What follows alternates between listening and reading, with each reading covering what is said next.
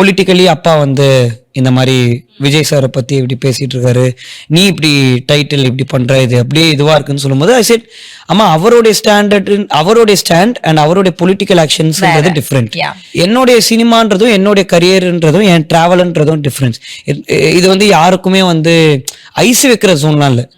இது நாங்க வந்து எங்களுக்கு வந்து ஒரு டைட்டிலாவும் சரி, இது இப்படி ஒரு டைட்டில், ஒரு பெரிய ஹீரோடைய டைட்டில் வந்து எனக்கு கிடைக்குதுன்ற அப்போ வந்து it's a very big privilege for me. And இதுல எனக்கு ஒரு பெரிய ஸ்ட்ரெஸ் இருக்கு.